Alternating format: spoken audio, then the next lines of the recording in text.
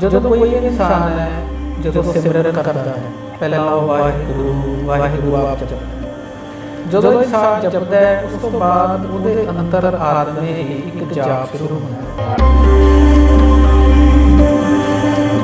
ਸੋ ਜਿਹੜਾ ਨਿਤਨੇਮ ਗੁਰੂ ਗੋਬਿੰਦ ਸਿੰਘ ਪਾਤਸ਼ਾਹ ਨੇ ਦਿੱਤਾ ਹੈ ਉਹ ਪੰਜਾਂ ਬਾਣੀਆਂ ਦਾ ਨਿਤਨੇਮ ਹੈ।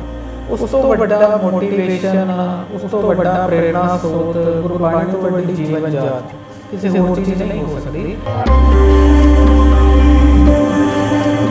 ਗੁਰਮੁਖ ਰੋਮ ਰੋਮ ਹਰਿਆ, ਵੀ ਹਰ ਰੋਮ ਹੀ ਜਿਹੜਾ ਹੈ ਉਹ ਗੁਰਬਾਣੀ ਪੜ੍ਹ ਰਿਹਾ ਗੁਰਮੁਖ। ਸਭ ਤੋਂ ਵੱਡੀ ਮੋਟੀਵੇਸ਼ਨ, ਸਭ ਤੋਂ ਵੱਡੀ ਪਾਵਰ, ਸਭ ਤੋਂ ਵੱਡਾ ਸਕੂਨ ਆਨੰਦ ਸਾਹਿਬ ਵੀ ਜਿਹੜੀ ਦਇਆ ਹੈ ਉਹ ਧਰਮ ਦੀ ਮਾਂ। ਜਿਸ ਇਨਸਾਨ ਦੇ ਵਿੱਚ ਦਇਆ ਨਹੀਂ ਹੈ ਉਹ ਧਰਮ ਨਹੀਂ ਹੋ ਸਕਦਾ।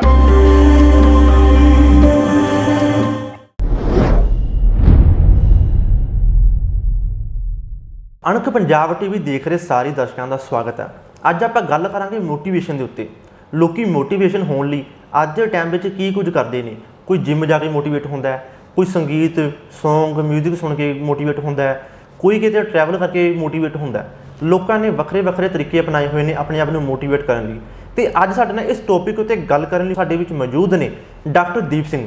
ਡਾਕਟਰ ਦੀਪ ਸਿੰਘ ਦਾ ਸਵਾਗਤ ਹੈ ਜੀ ਸਾਡੇ ਨਾਲ ਜੁੜਨ ਦੇ ਲਈ। ਡਾਕਟਰ ਦੀਪ ਸਿੰਘ, ਅੱਜ ਦੇ ਟਾਈਮ ਵਿੱਚ ਲੋਕਾਂ ਨੂੰ ਇੱਕ ਚੀਜ਼ ਦੀ ਬਹੁਤ ਜ਼ਿਆਦਾ ਲੋੜ ਪਈ ਹੋਈ ਹੈ। ਲੋਕਾਂ ਨੂੰ ਉਸ ਚੀਜ਼ ਨੂੰ ਆਪਣੀ ਬਹੁਤ ਬੜੀ ਇੱਕ ਜ਼ਰੂਰਤ ਸਮਝੀ ਪਈ ਹੈ, ਉਹ ਹੈਗੀ ਮੋਟੀਵੇਸ਼ਨ। ਲੋਕੀ ਕਿਸੇ ਨੂੰ ਕੋਈ ਸੁਣਦਾ ਹੈ, ਕੋਈ ਮਿਊਜ਼ਿਕ ਸੁਣਦਾ ਹੈ ਜਾਂ ਕੋਈ ਮੋਟੀਵੇਸ਼ਨ ਸਪੀਕਰ ਵੀ ਬਣ ਚੁੱਕੇ ਨੇ। ਯਾਨੀ ਕਿ ਲੋਕਾਂ ਨੇ ਇੱਕ ਮੋਟੀਵੇਸ਼ਨ ਕਰਨ ਲਈ ਵੀ ਆਪਣੇ ਇੱਕ ਬਿਜ਼ਨਸ ਬਣਾਏ ਹੋਏ ਲੋਕਾਂ ਨੇ। ਕਈ ਲੋਕਾਂ ਨੇ ਬੜੇ ਨਾਮ ਲੋਕਾਂ ਦੇ ਹੈਗੇ ਨੇ ਮੋਟੀਵੇਸ਼ਨ ਸਪੀਕਰਸ ਦੇ, ਅਤੇ ਉਹਨਾਂ ਦੀ ਫੀਸਾਂ ਵੀ ਹੁੰਦੀਆਂ। ਲੋਕੀ ਫੀਸ ਤੱਕ ਦਿੰਦੇ ਨੇ, ਭਈ ਇੰਨੀ ਫੀਸ ਆ 200 300 1000 ਲੱਖ ਤੱਕ ਵੀ ਜਾਂਦੀਆਂ ਕਈਆਂ ਦੀਆਂ, ਸਿਰਫ ਇੱਕ ਮੋਟੀਵੇਟ ਹੋਣ ਲਈ। ਕਈ ਜਿਹੜੇ ਨੌਜਵਾਨ ਨੇ ਉਹ ਜਿੰਮ ਜਾ ਕੇ, ਕੋਈ ਖੇਡ ਕੇ, ਕੋਈ ਕਿਤੇ ਘੁੰਮ ਗਿਆ, ਕੋਈ ਪਹਾੜਾਂ ਚਲਾ ਗਿਆ, ਕੋਈ ਸਮੁੰਦਰਾਂ ਚਲਾ ਗਿਆ, ਮਾਰੂਥਨਾਂ ਵਿੱਚ ਚਲਾ ਗਿਆ, ਕਿਤੇ ਚਲਾ ਗਿਆ। ਲੋਕੀ ਮੋਟੀਵੇਟ ਹੋਣ ਲਈ ਕੋਈ ਨਾ ਕੋਈ ਰਾਹ ਲੱਭਦੇ ਰਹਿੰਦੇ ਨੇ। ਪਰ ਮੈਂ ਤੁਹਾਨੂੰ ਦੇਖਿਆ ਹੈ ਨਾ, ਪਰਸਨਲੀ ਤੁਹਾਨੂੰ ਮੈਂ ਦੇਖਿਆ ਕਿ ਤੁਸੀਂ ਕਿੰਨੇ ਮੈਡੀਕਲ ਕੈਂਪ ਲਾਉਂਦੇ ਹੋ, ਹੈ ਨਾ। ਤੁਹਾਡੇ ਕੋਲ ਕੋਈ ਮਰੀਜ਼ ਆ ਜਾਵੇ ਜਿਹਦੇ ਕੋਲ ਪੈਸਾ ਹੈਗਾ ਨਹੀਂ ਹੈਗਾ, ਤੁਸੀਂ ਪਹਿਲਾਂ ਬੰਦੇ ਦਾ ਇਲਾਜ ਕਰ ਦਿੰਦੇ ਹੋ ਅਤੇ ਬਾਅਦ 'ਚੋਂ ਬੰਦਾ ਤੁਹਾਡੇ ਤੋਂ ਪੁੱਛਦਾ ਵੀ ਪੈਸੇ ਕਿੰਨੇ ਹੋ ਗਏ। ਤੁਸੀਂ ਇਲਾਜ ਕਰਨ ਲਈ ਕਦੇ ਪੈਸੇ ਵੀ ਨਹੀਂ ਬੰਦੇ ਤੋਂ ਪੁੱਛੇ। ਸਮਾਜ ਸੇਵਾ 'ਤੇ ਕੰਮ ਕਰਦੇ ਹੋ ਅਤੇ ਉਦੋਂ ਵੀ ਤੁਹਾਡੇ ਚਿਹਰੇ 'ਤੇ ਬੜੀ ਖੁਸ਼ੀ ਹੁੰਦੀ ਹੈ। ਅਤੇ ਨੰਬਰ 2, ਤੁਸੀਂ ਵੰਡ ਕੇ ਖਾਣ ਦੇ ਵਿੱਚ ਮੈਂ ਕਾਫੀ ਦੇਖੋ, ਕਾਫੀ ਚੀਜ਼ਾਂ ਵੰਡ ਕੇ ਖਾਂਦੇ ਹੋ। ਤੁਸੀਂ ਹੁਣ ਦੁਪਹਿਰ ਦਾ ਖਾਣਾ ਖਾਂਦੇ ਪਏ ਸੀਗੇ, ਮੈਂ ਤੁਹਾਨੂੰ ਦੇਖਿਆ ਕਿ ਸੇਬ ਵੀ ਛੋਟੇ ਵਾਲਾ ਸੀ, ਹੈ ਨਾ। ਅਤੇ ਉਹਦੇ ਅਸੀਂ 4 ਹਿੱਸੇ ਕਰ ਲਏ, 2 ਸੀ ਆਪਣੇ ਸਿਸਟਮ ਦੇ ਅਤੇ ਇੱਕ ਸੀ ਆਪ ਲੈ ਲਿਆ, ਇੱਕ ਸੀ ਮੈਨੂੰ ਦੇਤਾ। ਅਤੇ ਫਿਰ ਇੱਕ ਚੀਜ਼ ਉਹ ਸਾਰਿਆਂ ਦੇ ਵਿੱਚ ਤੁਹਾਡੀ ਇੱਕ ਚੀਜ਼ ਕੋਮਨ ਹੈ, ਉਹ ਹੈਗੀ ਤੁਹਾਡੇ ਫੇਸ ਦੇ ਉੱਤੇ ਇੱਕ ਬੜੀ ਸਮਾਈਲ ਹੈ, ਇੱਕ ਖੁਸ਼ੀ ਹੈ, ਇੱਕ ਕਹਿ ਲਓ ਕਿ ਚੜ੍ਹਦੀ ਕਲਾ ਹੈ, ਕਿ ਮੋਟੀਵੇਟ ਹੋ ਸੀ ਆਪਣੇ ਆਪ 'ਚ। ਤੁਹਾਡੀ ਉਸ ਮੋਟੀਵੇਸ਼ਨ ਦੇ ਵਿੱਚ, ਉਸ ਖੁਸ਼ੀ ਦੇ ਵਿੱਚ ਦਾ ਕੀ ਰਾਜ ਹੈ? ਦੇਖੋ, ਗੁਰੂ ਨਾਨਕ ਸਾਹਿਬ ਦੀ ਫਿਲੋਸਫੀ ਹੈ। ਗੁਰੂ ਨਾਨਕ ਸਾਹਿਬ ਦੇ ਵਿੱਚ ਸਭ ਤੋਂ ਪਹਿਲਾਂ ਗੁਰੂ ਨਾਨਕ ਸਾਹਿਬ ਨੇ ਕਿਹਾ, ਕਿਰਤ ਕਰੋ, ਨਾਮ ਜਪੋ, ਵੰਡ ਛਕੋ। ਜਿਹੜੀ ਕਿਰਤ ਹੈ ਉਹ ਸੱਚੀ ਸੁੱਚੀ ਕਰਨੀ ਹੈ, ਧਰਮ ਦੀ ਕਿਰਤ ਕਰਨੀ ਹੈ। ਕਿਉਂਕਿ ਗੁਰਬਾਣੀ ਦੇ ਵਿੱਚ ਲਿਖਿਆ ਹੋਇਆ ਹੈ, ਲੈਂਦਾ ਬਦ ਦਵਾਏ ਤੂੰ ਮਾਇਆ ਕਰੇ ਇਕੱਤ, ਵੀ ਬਦਦੁਆ ਦੇ ਕੇ ਕਿਸੇ ਦਾ ਪੈਸਾ ਨਹੀਂ ਲੈਣਾ। ਕਿਉਂਕਿ ਜਿਹੜਾ ਗੁਰਬਾਣੀ 'ਚ ਲਿਖਿਆ ਹੈ, ਧੋਲ ਧਰਮ ਦਇਆ ਕਾ ਪੂਤ, ਵੀ ਜਿਹੜੀ ਦਇਆ ਹੈ ਉਹ ਧਰਮ ਦੀ ਮਾਂ ਹੈ। ਜਿਸ ਇਨਸਾਨ ਦੇ ਵਿੱਚ ਦਇਆ ਨਹੀਂ ਹੈ ਉਹ ਧਰਮੀ ਨਹੀਂ ਹੋ ਸਕਦਾ। ਉਹਦਾ ਧਰਮੀ ਖਵਾਉਣਾ ਵੀ ਅਵਗੁਣ ਹੋਏਗਾ ਜੇ ਉਹ ਬੰਦਾ ਆਪਣੇ ਆਪ ਨੂੰ ਧਰਮੀ ਖਵਾ ਰਿਹਾ ਜਿਹਦੇ ਵਿੱਚ ਦਇਆ ਨਹੀਂ ਹੈ। ਸਭ ਤੋਂ ਵੱਡੀ ਦਾਤ ਸਾਨੂੰ ਗੁਰੂ ਗੋਬਿੰਦ ਸਿੰਘ ਪਾਤਸ਼ਾਹ ਨੇ ਜਦੋਂ ਅੰਮ੍ਰਿਤ ਸੰਚਾਰ ਕੀਤਾ ਹੈ, ਅੰਮ੍ਰਿਤ ਸੰਚਾਰ ਕਰਾਇਆ। ਅੱਜ ਖਾਲਸੇ ਦਾ ਸਾਜਨਾ ਦਿਵਸ ਹੈ, ਅੰਮ੍ਰਿਤ ਸੰਚਾਰ ਕਰਾਇਆ। ਅਤੇ ਸਭ ਤੋਂ ਪਹਿਲਾਂ ਹੀ ਗੁਰੂ ਗੋਬਿੰਦ ਸਿੰਘ ਪਾਤਸ਼ਾਹ ਨੇ ਸਿੱਖ ਨੂੰ ਨਿਤਨੇਮ ਦਿੱਤਾ। ਨਿਤਨੇਮ ਦਾ ਮਤਲਬ ਹੈ ਰੋਜ਼। ਨਿਤ ਮੀਨਸ ਰੋਜ਼, ਨੇਮ ਮੀਨਸ ਜਿਹੜਾ ਰੋਜ਼ ਉਸਨੇ ਕਰਨਾ ਹੈ। ਨਿਤ ਤੋਂ ਭਾਵ ਰੋਜ਼। ਸੋ ਜਿਹੜਾ ਨਿਤਨੇਮ ਗੁਰੂ ਗੋਬਿੰਦ ਸਿੰਘ ਪਾਤਸ਼ਾਹ ਨੇ ਦਿੱਤਾ ਹੈ ਉਹ ਪੰਜਾਂ ਬਾਣੀਆਂ ਦਾ ਨਿਤਨੇਮ ਹੈ। ਉਸ ਤੋਂ ਵੱਡਾ ਮੋਟੀਵੇਸ਼ਨ, ਉਸ ਤੋਂ ਵੱਡਾ ਪ੍ਰੇਰਣਾ ਸਰੋਤ, ਗੁਰਬਾਣੀ ਤੋਂ ਵੱਡੀ ਜੀਵਨ ਜਾਚ ਕਿਸੇ ਹੋਰ ਚੀਜ਼ ਨਹੀਂ ਹੋ ਸਕਦੀ। ਗੁਰਬਾਣੀ ਸਾਨੂੰ ਜੀਵਨ ਵੀ ਸਿਖਾਉਂਦੀ ਹੈ, ਸਾਨੂੰ ਕਾਰ ਵਿਵਹਾਰ ਵੀ ਸਿਖਾਉਂਦੀ ਹੈ, ਸਾਨੂੰ ਹਰ ਤਰ੍ਹਾਂ ਦੇ ਵਿੱਚ ਚੜ੍ਹਦੀ ਕਲਾ ਰਹਿਣ ਦਾ ਜਿਹੜਾ ਗੁਰਬਾਣੀ ਹੈ ਉਹ ਇਨਸਾਨ ਨੂੰ ਗੁਰਬਾਣੀ ਤੋਂ ਹੀ ਸਿੱਖਦਾ ਹੈ। ਪਰ ਤੁਸੀਂ ਨਿਤਨੇਮ ਦੀ ਗੱਲ ਕੀਤੀ ਹੈ, ਨਿਤਨੇਮ ਤੋਂ ਤੁਹਾਡਾ ਕਹਿਣ ਦਾ ਮਤਲਬ ਕਿ ਕਿੱਦਾਂ, ਕਿਸ ਚੀਜ਼ ਨੂੰ ਤੁਸੀਂ ਨਿਤਨੇਮ ਕਹਿ ਰਹੇ ਹੋ? ਦੇਖੋ, ਨਿਤਨੇਮ ਜੋ ਗੁਰਬਾਣੀ ਗੁਰੂ ਗੋਬਿੰਦ ਸਿੰਘ ਪਾਤਸ਼ਾਹ ਨੇ ਨਿਤਨੇਮ ਜਿਹੜਾ ਦਿੱਤਾ ਹੈ ਉਹ ਪੰਜਾਂ ਬਾਣੀਆਂ ਦਾ ਨਿਤਨੇਮ ਹੈ। ਜਪਜੀ ਸਾਹਿਬ, ਜਾਪ ਸਾਹਿਬ, ਤਪ ਪ੍ਰਸਾਦ ਚੌਪਈਏ, ਤਪ ਪ੍ਰਸਾਦ ਸਵਈਏ, ਚੌਪਈ ਸਾਹਿਬ, ਆਨੰਦ ਸਾਹਿਬ। ਇਹ ਪੰਜ ਬਾਣੀਆਂ ਦਾ ਜੋ ਨਿਤਨਮ ਹੈ ਇਹ ਗੁਰੂ ਗੋਬਿੰਦ ਸਿੰਘ ਪਾਤਸ਼ਾਹ ਨੇ ਹਰ ਸਿੱਖ ਨੂੰ ਦਿੱਤਾ ਹੈ। ਇਹ ਕਰਨਾ ਸਿੱਖ ਲਈ ਬਹੁਤ ਜ਼ਰੂਰੀ ਹੈ। ਗੁਰਬਾਣੀ ਤਾਂ ਹਰ ਕਿਸੇ ਨੂੰ ਪੜ੍ਹਨੀ ਚਾਹੀਦੀ ਹੈ। ਗੁਰੂ ਗ੍ਰੰਥ ਸਾਹਿਬ 'ਚ ਲਿਖਿਆ ਹੋਇਆ ਹੈ, ਜੋ ਪ੍ਰਾਣੀ ਹਰਿ ਧਿਆਵੈ ਪੜ੍ਹਿਆ ਅਨਪੜ੍ਹਿਆ ਪਰਮ ਗਤਿ ਪਾਵੈ। ਇਹਦੇ ਵਿੱਚ ਗੁਰਬਾਣੀ ਦੇ ਵਿੱਚ ਕੋਈ ਧਰਮ ਦਾ ਨਹੀਂ, ਕੋਈ ਮਰਜ਼ੀ ਧਰਮੀ ਧਰਮ ਦਾ ਬੰਦਾ ਹੋਵੇ, ਕਿਸੇ ਮਰਜ਼ੀ ਧਰਮ ਦਾ ਹੋਵੇ, ਜਿਹੜਾ ਵੀ ਇਨਸਾਨ ਗੁਰਬਾਣੀ ਪੜ੍ਹਦਾ ਹੈ, ਸੁਣਦਾ ਹੈ, ਉਹਦੇ ਅਨੁਸਾਰ ਜੀਵਨ ਢਾਲਦਾ ਹੈ, ਉਹ ਤਰਦਾ ਹੀ ਤਰਦਾ ਹੈ। ਇਹ ਭਵ ਸਾਗਰ ਸੰਸਾਰ 'ਚੋਂ ਤਰਦਾ ਹੀ ਤਰਦਾ। ਤੁਸੀਂ ਪੰਜ ਬਾਣੀ ਦੀ ਗੱਲ ਕੀਤੀ ਹੈ, ਕੀ ਇਹ ਸਿਰ ਵਾਈਸ ਹੀ ਪੜ੍ਹੀ ਜਾ ਸਕਦੀ ਨੇ? ਬਿਲਕੁਲ। ਇਹ ਜੋ ਗੁਰਬਾਣੀ ਹੈ, ਜਪਜੀ ਸਾਹਿਬ ਤੋਂ ਬਾਅਦ ਗੁਰੂ ਗੋਬਿੰਦ ਸਿੰਘ ਪਾਤਸ਼ਾਹ ਨੇ ਜਾਪ ਸਾਹਿਬ, ਤਪ ਪ੍ਰਸਾਦ ਸਵਈਏ, ਚੌਪਈ ਸਾਹਿਬ, ਆਨੰਦ ਸਾਹਿਬ ਇਸ ਲਈ ਦਿੱਤਾ ਹੈ। ਜਦੋਂ ਕੋਈ ਵੀ ਇਨਸਾਨ ਹੈ, ਜਦੋਂ ਸਿਮਰਨ ਕਰਦਾ ਹੈ, ਪਹਿਲਾਂ ਉਹ ਵਾਹਿਗੁਰੂ ਵਾਹਿਗੁਰੂ ਆਪ ਜਪਦਾ ਹੈ। ਜਦੋਂ ਇਨਸਾਨ ਜਪਦਾ ਹੈ, ਉਸ ਤੋਂ ਬਾਅਦ ਉਹਦੇ ਅੰਤਰ ਆਤਮੇ ਹੀ ਇੱਕ ਜਾਪ ਸ਼ੁਰੂ ਹੁੰਦਾ ਹੈ। ਜਾਪ ਸਾਹਿਬ ਤੋਂ ਮਤਲਬ ਇਹ ਹੈ ਕਿ ਉਹ ਮੂਹਰਾ ਹੀ ਨਹੀਂ ਜਪ ਰਿਹਾ, ਬਟ ਉਹਦੇ ਅੰਦਰ ਚੱਲ ਰਿਹਾ।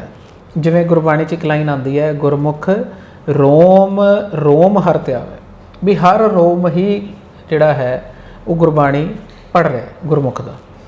ਜਾਪ ਸਾਹਿਬ ਜਦੋਂ ਅੰਤਰਾਤਮਿਕ ਗੁਰਬਾਣੀ ਚੱਲਦੀ ਹੈ, ਉਸ ਤੋਂ ਬਾਅਦ ਇਨਸਾਨ ਨੂੰ, ਮਨੁੱਖ ਨੂੰ, ਜਗਿਆਸੂ ਨੂੰ ਵਿਰਾਗ ਆਉਂਦਾ ਹੈ। ਵਿਰਾਗ ਤੋਂ ਭਾਵ ਹੈ ਤਪ ਪ੍ਰਸਾਦ ਸਵਈਏ। ਤਪ ਪ੍ਰਸਾਦ ਦਾ ਮਤਲਬ ਹੈ ਤੇਰੀ ਕਿਰਪਾ।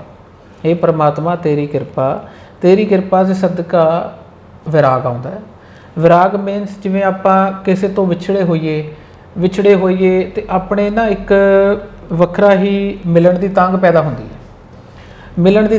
ਹੁੰਦੀ ਹੈ, ਉਸ ਨੂੰ ਆਪਾਂ ਵਿਰਾਗ ਕਹਿੰਦੇ ਹਾਂ। ਜਦੋਂ ਵਿਰਾਗ ਆਉਂਦਾ, ਉਸ ਤੋਂ ਬਾਅਦ ਹਰ ਮਨੁੱਖ ਅਰਦਾਸ ਕਰਦਾ ਹੈ, ਬੇਨਤੀ ਕਰਦਾ ਹੈ ਵੀ ਮੈਨੂੰ ਮਿਲਾਪ ਹੋਵੇ, ਪਰਮਾਤਮਾ ਦਾ ਮਿਲਾਪ ਹੋਵੇ। ਉਸ ਨੂੰ ਕਿਹਾ ਹੈ ਕਬਿਓ ਬਾਚ ਬੇਨਤੀ ਚੌਪਈ। ਜਦੋਂ ਚੌਪਈ ਜਿਹੜੀ ਬੇਨਤੀ ਹੈ, ਜਦੋਂ ਪ੍ਰਵਾਨ ਹੋ ਜਾਂਦੀ ਹੈ, ਉਸ ਤੋਂ ਬਾਅਦ ਮਨੁੱਖ ਨੂੰ ਆਨੰਦ ਆਉਂਦਾ, ਉਸ ਨੂੰ ਕਹਿੰਦੇ ਆਨੰਦ ਸਾਹਿਬ। ਸੋ ਜਿਵੇਂ ਮੰਨ ਲਓ ਆਪਾਂ ਕੋਈ ਦਫ਼ਤਰੀ ਕੰਮ ਹੀ ਜਾਈਏ, ਕੋਈ ਸਰਕਾਰੀ ਕੰਮ ਹੀ ਜਾਈਏ, ਆਪਾਂ ਕਿਸੇ ਇਨਸਾਨ ਕੋਲੇ ਗਏ, ਆਪਾਂ ਉਹਨੂੰ ਬੇਨਤੀ ਕੀਤੀ ਵੀ ਸਰ ਸਾਡਾ ਆਹ ਕੰਮ ਹੈ ਜੀ, ਉਸ ਇਨਸਾਨ ਨੇ ਸਾਡਾ ਕੰਮ ਕਰਤਾ ਤੇ ਆਪਾਂ ਅੱਗੋਂ ਕਹਿੰਦੇ ਹਾਂ ਜੀ ਤੁਹਾਡਾ ਧੰਨਵਾਦ ਜੀ, ਥੈਂਕ ਯੂ। ਉਹ ਇਸ ਕਰਕੇ ਆਪਾਂ ਕਹਿੰਦੇ ਕਿਉਂਕਿ ਆਪਾਂ ਨੂੰ ਇੱਕ ਖੁਸ਼ੀ ਹੋਈ।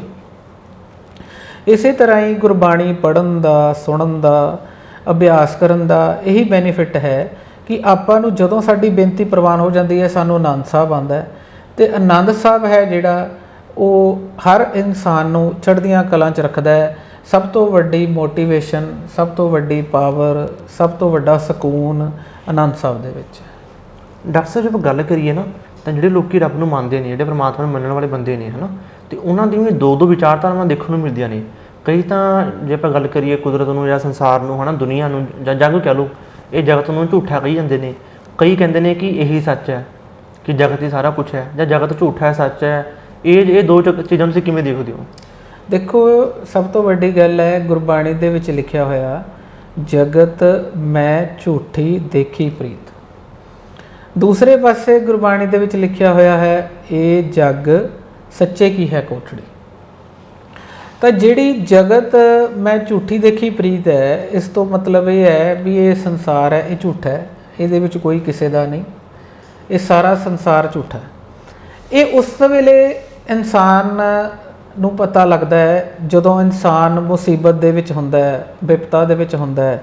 ਹਰ ਤਰ੍ਹਾਂ ਦਾ, ਜਿਵੇਂ ਗੁਰਬਾਣੀ 'ਚ ਲਿਖਿਆ ਹੈ, ਜਾ ਕੋ ਮੁਸ਼ਕਿਲ ਅਤ ਬਣੇ ਢੋਈ ਕੋਏ ਨਾ ਦੇ, ਲਾਗੂ ਹੋਏ ਦੁਸ਼ਮਣਾ ਸਾਕ ਪੇ ਭੱਜ ਖਲੇ। ਇਹਦਾ ਮਤਲਬ ਇਹ ਹੈ ਵੀ ਜਦੋਂ ਕੋਈ ਮੁਸ਼ਕਿਲ ਜਾਂ ਕੋਈ ਭੀੜ ਇਨਸਾਨ ਦੇ ਉੱਪਰ ਪੈਂਦੀ ਹੈ, ਉਹਦੇ ਸੱਜਣ, ਯਾਰ, ਦੋਸਤ, ਮਿੱਤਰ ਉਹਦੇ ਸਾਰੇ ਸਾਥ ਛੱਡ ਦਿੰਦੇ ਆ, ਅਤੇ ਉਸ ਵੇਲੇ ਹੀ ਪਰਮਾਤਮਾ ਜਿਹੜਾ ਹੈ ਉਹ ਨਾਲ ਆ ਕੇ ਖਲੋਂਦਾ ਹੈ। ਜਦੋਂ ਇਨਸਾਨ ਨੇ ਗੁਰਬਾਣੀ ਵਾਲੇ ਪਾਸੇ ਤੁਰਨਾ ਹੈ, ਜਦੋਂ ਇਨਸਾਨ ਨੇ ਜਾਂ ਕਿਸੇ ਮਨੁੱਖ ਨੇ ਗੁਰਬਾਣੀ ਨਾਲ ਜੁੜਨਾ ਹੈ, ਉਦੋਂ ਉਹਨੂੰ ਇਹ ਸੋਚਣਾ ਪਏਗਾ ਕਿ ਇਹ ਸੰਸਾਰ ਝੂਠਾ ਹੈ, ਇਹ ਜਗਤ ਝੂਠਾ ਹੈ। ਤਾਂ ਗੁਰਬਾਣੀ 'ਚ ਲਿਖਿਆ ਹੋਇਆ, ਜਗਤ ਮੈਂ ਝੂਠੀ ਦੇਖੀ। ਪਰ ਜਦੋਂ ਇਨਸਾਨ ਦੇ ਅੰਤਰਾਤਮੇ ਪ੍ਰਕਾਸ਼ ਹੋ ਜਾਂਦਾ ਹੈ, ਜਦੋਂ ਪ੍ਰਕਾਸ਼ ਹੋ ਜਾਂਦਾ ਹੈ, ਉਸ ਨੂੰ ਹਰ ਇਨਸਾਨ ਦੇ ਵਿੱਚ ਉਹਨੂੰ ਪਰਮਾਤਮਾ ਨਜ਼ਰ ਆਉਣ ਲੱਗ ਜਾਂਦਾ ਹੈ। ਤਾਂ ਉਸ ਤੋਂ ਲਿਖਿਆ ਹੋਇਆ, ਇਹ ਜੱਗ ਸੱਚੇ ਕੀ ਹੈ ਕੋਠੜੀ, ਵੀ ਇਹ ਸੰਸਾਰ ਸੱਚਾ ਹੈ। ਇਹ ਜਿਹੜੀ ਆਪ ਜੀ ਨੇ ਮੈਨੂੰ ਗੱਲ ਪੁੱਛੀ ਵੀ ਕਿਉਂ ਦੋ ਹੈ, ਇਹ ਦੋ ਪ੍ਰਸੰਗ ਇਸੇ ਕਰਕੇ ਹੈ ਕਿਉਂਕਿ ਗੁਰਬਾਣੀ ਦੇ ਵਿੱਚ ਪ੍ਰਕਾਸ਼ ਤੋਂ ਪਹਿਲਾਂ ਅਤੇ ਪ੍ਰਕਾਸ਼ ਤੋਂ ਬਾਅਦ ਦਾ ਅਗਾਧ ਬੋਧ ਬਹੁਤ ਜ਼ਿਆਦਾ ਹੈ। ਡਾਕਟਰ ਸਾਹਿਬ, ਗੱਲ ਕਰੀਏ ਕਿਸੇ ਵੀ ਇਨਸਾਨ ਦੇ ਜੀਵਨ ਦੀ, ਤਾਂ ਉਹਦੇ ਵਿੱਚ ਕਹਿ ਲਓ ਕਿ ਸੁੱਖ ਦੁੱਖ ਜਿਹੜੇ ਉਤਾਰ ਚੜਾਵ ਨੇ ਉਹ ਬਣੇ ਹੋਏ ਨੇ। ਉਹ ਤਾਂ ਜੇ ਅੱਜ ਬੰਦਾ ਖੁਸ਼ ਹੈ ਤਾਂ ਕੱਲ੍ਹ ਨੂੰ ਦੁੱਖ ਵੀ ਹੈ ਬੰਦੇ 'ਚ, ਤੇ ਇਹਨਾਂ ਦੋਨਾਂ ਕੰਡੀਸ਼ਨ ਦੇ ਵਿੱਚ ਬੰਦਾ ਆਪਣੇ ਮਾਈਂਡ ਨੂੰ ਕਿੱਥੇ ਫੋਕਸ ਕਰੇ? ਦੇਖੋ, ਸਭ ਤੋਂ ਵੱਡੀ ਇਹ ਗੱਲ ਹੈ ਵੀ ਗੁਰੂ ਗੋਬਿੰਦ ਸਿੰਘ ਪਾਤਸ਼ਾਹ ਦਾ ਇਤਿਹਾਸ ਪੜ੍ਹ ਲਈਏ ਆਪਾਂ, ਤਾਂ ਕਿੱਡੇ ਕਿੱਡੇ ਵੱਡੇ ਵੱਡੇ ਸੰਕਟ ਆਏ, ਕਿੱਡੀਆਂ ਵੱਡੀਆਂ ਔਕੜਾਂ ਆਈਆਂ। ਛੋਟੇ ਸਾਹਿਬਜ਼ਾਦਿਆਂ ਮਾਤਾ ਗੁਜਰੀ ਜੀ ਦਾ ਵਿਛੋੜਾ ਹੋ ਜਾਂਦਾ ਹੈ। ਉਸ ਤੋਂ ਬਾਅਦ ਆਪਾਂ ਦੇਖਦੇ ਹਾਂ ਕਿਤਨੀਆਂ ਜੰਗਾਂ ਯੁੱਧਾਂ ਹੋਈਆਂ, ਭੰਗਾਣੀ ਦਾ ਯੁੱਧ ਹੋਇਆ, ਹੋਰ ਯੁੱਧ ਹੋਇਆ। ਤੇ ਗੁਰੂ ਗੋਬਿੰਦ ਸਿੰਘ ਪਾਤਸ਼ਾਹ ਦੇ ਟਾਈਮ 'ਤੇ ਜਿੰਨੀਆਂ ਮੁਸ਼ਕਲਾਂ ਆਈਆਂ, ਅੱਜ ਉਹ ਮੁਸ਼ਕਲਾਂ ਸਾਨੂੰ ਨਹੀਂ ਹੈ। ਅੱਜ ਸੰਸਾਰ ਨੇ ਬਹੁਤ ਜ਼ਿਆਦਾ ਤਰੱਕੀ ਕਰ ਲਈ, ਸਾਡੇ ਕੋਲੇ ਸਾਰੀਆਂ ਸੁੱਖ ਸੁਵਿਧਾ ਨੇ, ਸਾਰਾ ਕੁਝ ਹੈ। ਉਸ ਟਾਈਮ 'ਤੇ ਵੀ ਗੁਰੂ ਗੋਬਿੰਦ ਸਿੰਘ ਪਾਤਸ਼ਾਹ ਜੰਗ ਦੇ ਮੈਦਾਨ ਦੇ ਵਿੱਚ ਉੱਧਰੋਂ ਪਹਾੜੀ ਰਾਜੇ ਦੀਆਂ ਫੌਜਾਂ ਚੜ੍ਹ ਕੇ ਆ ਗਈਆਂ, ਫਿਰ ਵੀ ਗੁਰੂ ਗੋਬਿੰਦ ਸਿੰਘ ਪਾਤਸ਼ਾਹ ਆਪਣੇ ਸਿੱਖਾਂ ਨੂੰ, ਸੇਵਕਾਂ ਨੂੰ, ਆਪਣੀ ਸੰਗਤ ਨੂੰ ਕਹਿੰਦੇ ਆ, ਭਾਈ ਸਾਜ਼ ਵਜਾਓ, ਆਪਾਂ ਆਸਾ ਦੀ ਵਾਰ ਕਰਨੀ ਹੈ, ਬਾਣੀ ਪੜ੍ਹਨੀ ਹੈ। ਸੋ ਉਹਦੇ ਨਾਲੋਂ ਜ਼ਿਆਦਾ ਆਪਾਂ ਨੂੰ ਔਕੜਾਂ ਨਹੀਂ ਆਉਣੀਆਂ। ਗੁਰੂ ਗੋਬਿੰਦ ਸਿੰਘ ਪਾਤਸ਼ਾਹ ਨੇ ਸਾਨੂੰ ਇਹ ਸਿਖਾਇਆ। ਅਸਲ ਦੇ ਵਿੱਚ ਜਦੋਂ ਗੁਰੂ ਗੋਬਿੰਦ ਸਿੰਘ ਪਾਤਸ਼ਾਹ ਨੇ ਜੰਗ ਦੇ ਮੈਦਾਨ ਦੇ ਵਿੱਚ ਜਦੋਂ ਨਿਤਨੇਮ ਕੀਤਾ ਜਾਂ ਬਾਣੀ ਪੜ੍ਹੀ ਹੈ, ਉਹ ਇੱਕ ਸਾਡੇ ਲਈ ਪ੍ਰੇਰਣਾ ਸਰੋਤ ਹੈ। ਉਹਦੇ ਵਿੱਚ ਉਹਨਾਂ ਨੇ ਸਾਨੂੰ ਸਿਖਾਇਆ ਹੈ ਕਿ ਉਸ ਟਾਈਮ 'ਤੇ ਮਹਾਰਾਜ ਨੂੰ ਐਡੀਆਂ ਮੁਸੀਬਤਾਂ, ਐਡੀਆਂ ਵਿਪਤਾਂ ਆਈਆਂ, ਮਹਾਰਾਜ ਨੇ ਉਦੋਂ ਬਾਣੀ ਨਹੀਂ ਪੜ੍ਹਨੀ ਛੱਡੀ, ਤਾਂ ਆਪਣੀਆਂ ਇਹ ਮੁਸ਼ਕਿਲਾਂ ਤਾਂ ਸਾਡੇ ਲਈ ਹੈ ਹੀ ਕੁਛ ਨਹੀਂ। ਇਸ ਕਰਕੇ ਇਨਸਾਨ ਨੂੰ ਜਿਹੜਾ ਨਿਤਨੇਮ ਹੈ ਉਹ ਬਹੁਤ ਜ਼ਿਆਦਾ ਜ਼ਰੂਰੀ ਹੈ। ਕਿਸੇ ਵੀ ਇਨਸਾਨ ਨੂੰ ਜਿਹੜਾ ਹੈ ਨਿਤਨੇਮ ਨਹੀਂ ਛੱਡਣਾ ਚਾਹੀਦਾ। ਨਿਤਨੇਮ ਸਾਡੇ ਲਈ ਮੋਟੀਵੇਸ਼ਨ ਹੈ, ਨਿਤਨੇਮ ਸਾਡੇ ਲਈ ਜੀਵਨ ਜਾਂਚ ਹੈ, ਨਿਤਨੇਮ ਸਾਡੇ ਲਈ ਚੜ੍ਹਦੀ ਕਲਾ ਦਾ ਪ੍ਰਤੀਕ ਹੈ। ਨਿਤਨੇਮ ਦੇਖੋ ਜੀਵਨ ਜਾਂਚ ਹੈ। ਸਭ ਤੋਂ ਵੱਡੀ ਗੱਲ ਜੀਵਨ ਜਾਂਚ ਦੀ ਗੱਲ ਹੈ। ਗੁਰਬਾਣੀ ਦੇ ਵਿੱਚ ਸਾਨੂੰ ਬਹੁਤ ਕੁਛ ਐਸੀ ਗੱਲ ਜਿਹੜੇ ਹੈ ਉਹ ਸਾਨੂੰ ਸਮਝਾਇਆ ਹੋਇਆ ਹੈ ਵੀ ਕਿਸ ਤਰ੍ਹਾਂ ਤੁਸੀਂ ਜੀਵਨ ਨੂੰ ਜੀਣਾ ਹੈ, ਕਿਸ ਤਰ੍ਹਾਂ ਚੜ੍ਹਦੀਆਂ ਕਲਾਂ 'ਚ ਰਹਿਣਾ ਹੈ। ਇਹ ਸਾਨੂੰ ਗੁਰਬਾਣੀ ਹੀ ਸਿਖਾਉਂਦੀ ਹੈ। ਡਾਕਟਰ ਸਾਹਿਬ, ਗੱਲ ਕਰੀਏ ਜਦੋਂ ਕਿਸੇ ਬੰਦੇ ਦੀ ਜ਼ਿੰਦਗੀ 'ਚ ਦੁੱਖ ਆ ਜਾਂਦੇ ਨੇ, ਕਈ ਵਾਰ ਕੋਈ ਘਟਨਾ ਵਾਪਰ ਜਾਂਦੀ ਹੈ, ਕੋਈ ਮਾੜਾ ਕੁਝ ਹੋ ਜਾਂਦਾ, ਜਦੋਂ ਉਦੋਂ ਬੰਦਾ ਮੈਨੂੰ ਲੱਗਦਾ ਸਭ ਤੋਂ ਰੱਬ ਨੂੰ ਭੁੱਲ ਜਾਂਦਾ, ਤੇ ਉਦੋਂ ਬੰਦਾ ਕੀ ਕਰੇ ਫਿਰ? ਦੇਖੋ, ਸਭ ਤੋਂ ਵੱਡੀ ਇਹ ਗੱਲ ਹੈ ਵੀ ਜਿਹੜੀ ਸਿੱਖੀ ਸੇਵਕੀ ਲਾ ਲਓ ਜਾਂ ਸਾਡੇ ਧਰਮ ਦੇ ਵਿੱਚ ਇੱਕ ਗੱਲ ਬੜੀ ਪ੍ਰਚਲਿਤ ਹੈ, ਉਹ ਇਹ ਹੈ ਕਿ ਜਦੋਂ ਇਨਸਾਨ ਮਰ ਜਾਂਦਾ ਉਸ ਤੋਂ ਬਾਅਦ ਉਹਦਾ ਭੋਗ ਪਾਇਆ ਜਾਂਦਾ, ਉਦੋਂ ਵੀ ਆਨੰਦ ਸਾਹਿਬ ਪੜ੍ਹਿਆ ਜਾਂਦਾ। ਜਦੋਂ ਇਨਸਾਨ ਦੇ ਘਰ ਖੁਸ਼ੀ ਹੁੰਦੀ ਹੈ ਉਦੋਂ ਵੀ ਆਨੰਦ ਸਾਹਿਬ ਪੜ੍ਹਿਆ ਜਾਂਦਾ। ਤਾਂ ਇੱਕ ਆਨੰਦ ਸਾਹਿਬ ਹੈ ਜਿਹੜਾ ਉਹ ਭਾਣਾ ਮੰਨਣ ਦੀ ਦਾਤ ਬਖਸ਼ਦਾ। ਮੰਨ ਲਓ, ਦੇਖੋ ਗੁਰੂ ਗੋਬਿੰਦ ਸਿੰਘ ਪਾਤਸ਼ਾਹ ਦੇ ਟਾਈਮ 'ਤੇ, ਗੁਰੂ ਹਰਿਰਾਏ ਸਾਹਿਬ ਦੇ ਟਾਈਮ 'ਤੇ ਇਸ ਤਰ੍ਹਾਂ ਹੋਇਆ ਸੀ। ਇੱਕ ਸਿੱਖ ਹੈ, ਉਹ ਇੱਕ ਪਾਸੇ ਆਪਣੇ ਬੱਚੇ ਦਾ ਵਿਆਹ ਕਰ ਰਿਹਾ ਹੈ, ਦੂਸਰੇ ਪਾਸੇ ਉਹ ਕਫਨ ਨੂੰ ਸੀ ਰਿਹਾ। ਕਫਨ ਕਹਿੰਦੇ ਨੇ ਜਿਹੜੇ ਆਪਾਂ ਜਦੋਂ ਕੋਈ ਇਨਸਾਨ ਮਰ ਜਾਂਦਾ ਹੈ ਉਹਦੀ ਲੋਥ ਦੇ ਉੱਪਰ ਜਿਹੜਾ ਆਪਾਂ ਚਿੱਟਾ ਕੱਪੜਾ ਪਾਉਂਦੇ ਹਾਂ ਉਹਨੂੰ ਕਫਨ ਕਿਹਾ ਜਾਂਦਾ ਹੈ। ਤੇ ਉਹਨੂੰ ਇੱਕ ਆ ਕੇ ਪੁੱਛਿਆ ਵੀ ਭਾਈ ਸਾਹਿਬ ਤੁਸੀਂ ਇਹ ਕੀ ਕਰ ਰਹੇ ਹੋ? ਉਹ ਕਹਿੰਦਾ ਜੀ ਮੈਂ ਉਹ ਬ੍ਰਹਮ ਗਿਆਨੀ ਸੀ। ਇਤਿਹਾਸ ਇਹ ਸੂਰਜ ਪ੍ਰਕਾਸ਼ ਗ੍ਰੰਥ ਦੇ ਵਿੱਚ ਵੀ ਇਹ ਕਥਾ ਹੈ, ਇਹ ਲਿਖੀ ਹੋਈ ਹੈ। ਤੇ ਉਹਦੇ ਵਿੱਚ ਉਹਨੂੰ ਪੁੱਛਿਆ ਵੀ ਤੁਸੀਂ ਕੀ ਕਰ ਰਹੇ ਹੋ?